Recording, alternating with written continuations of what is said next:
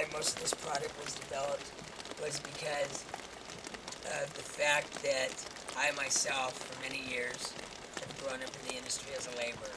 I belong to many unions around the United States, from Louisiana to California to Washington to Newfoundland, you name it. I built freeways, tunnels, and bridges. Thank you, sir. Bring that grade over for me, too. And being as a laborer, I had to use every product out there, from the Dandy bags to the Ultra Tech International, the witch hat, the silk sack, you name it, we used it. Now, as a laborer, you know that time is of the essence, and it is the biggest part of our day. And dodging a yellow slip at noon. We rely on our products that our supervisors pick for us. We want them to make sure that they have the right tools and they have the right products so that our day runs as smooth as it can, building freeways, tunnels, and bridges from major international airports to major international highways, and dodging the cars and what comes with all the strain of being a laborer. And one thing that I battled was inserts, product protection, inlet, how it was formed, the outcome once it was used, the winds, the rain factors, the rain and the wind factors mixed together, snow, sleet, you name it.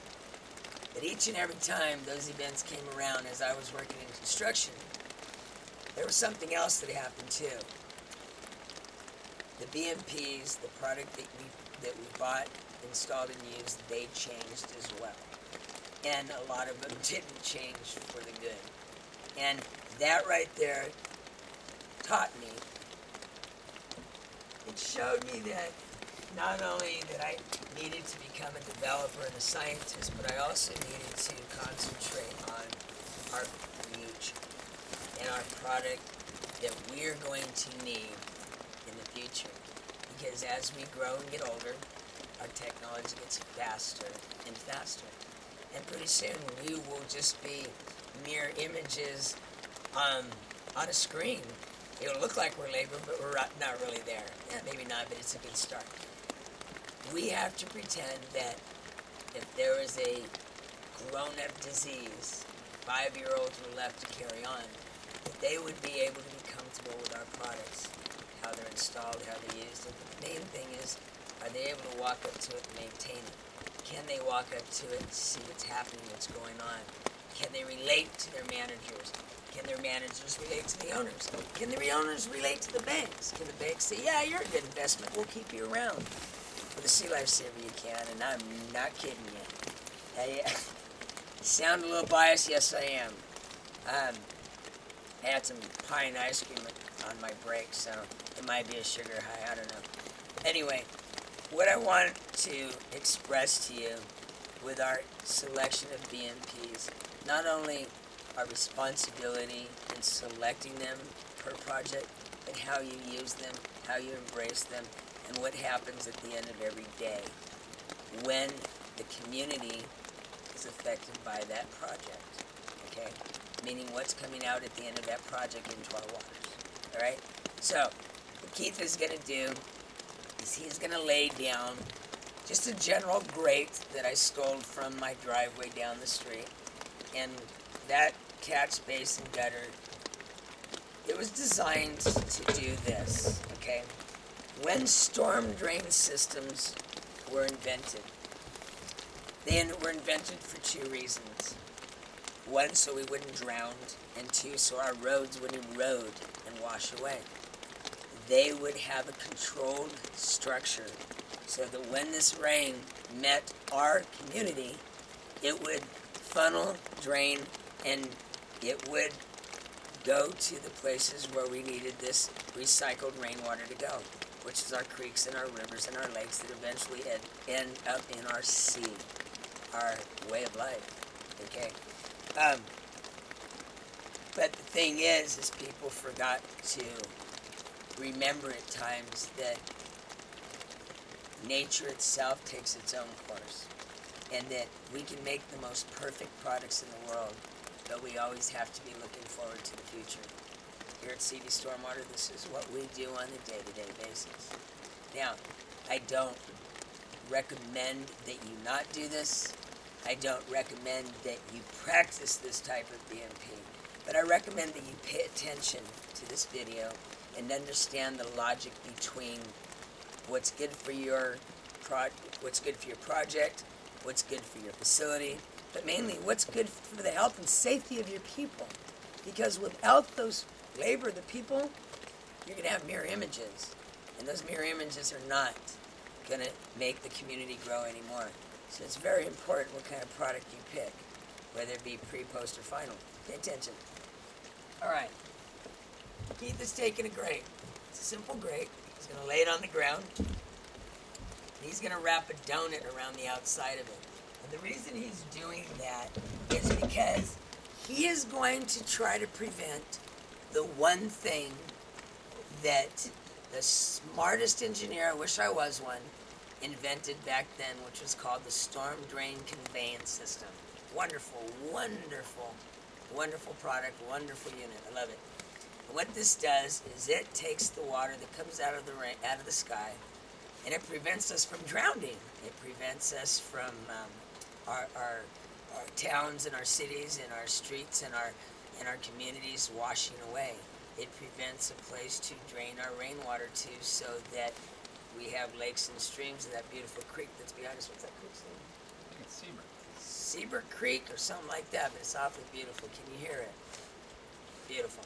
Anyway, when I was introduced to a method like this back in Texas in the early 89s, I was taught two things. Number one, this method was to prevent anything from going down that drain.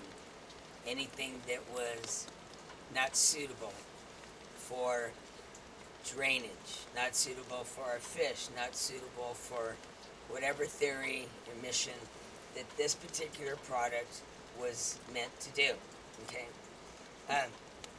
Drains, again, were meant for drainage. You have people, you have animals, you have precious dogs, you have wildlife outside of you on top of these BMPs that you use. So it's very important, again, to choose the type of product that you use on any job, whether it be pre, post, or final. And what this taught me was that, yes, it's going to prevent oils and greases and some sediments from going down the drain.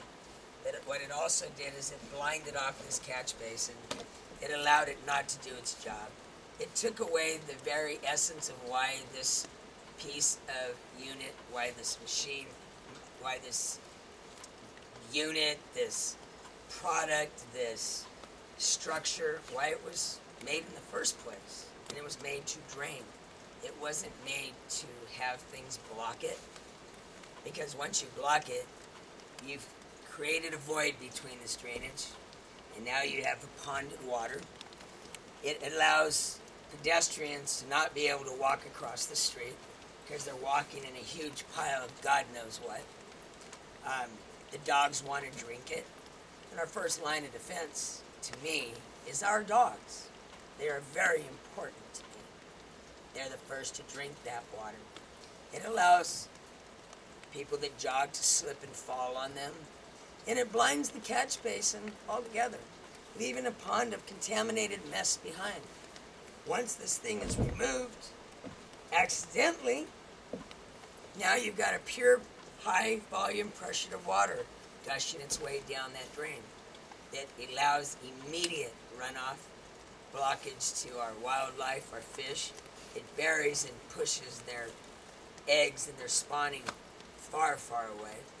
It allows complete erosion and sediment destruction, and it allows only turbidity at the very deepest, cloudest, and ugliest form that you can imagine.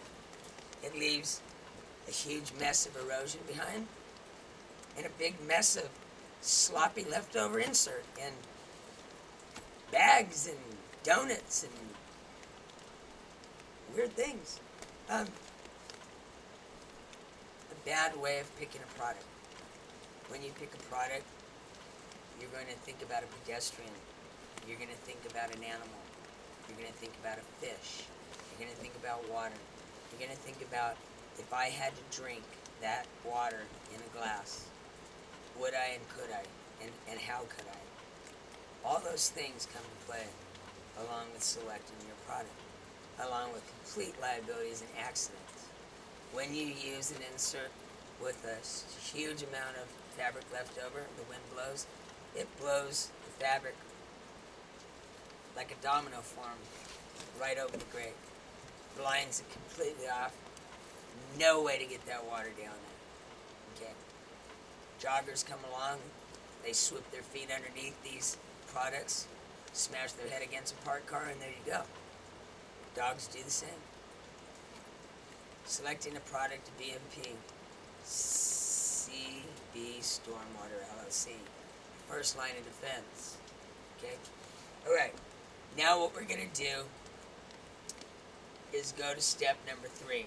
We're going to take ourselves down the hill to another part of the facility, and we're going to show you what this insert looks like completely used and dirty, and how you can make it brand new again just simply by getting on a maintenance plan. Okay, now, again, maintenance plans are everything.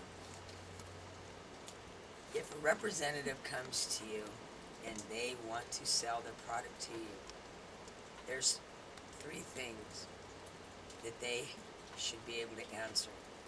And if you ask them these 3 things and they can't answer them with passion, then you don't want to do business with those people. Call CB Stormwater.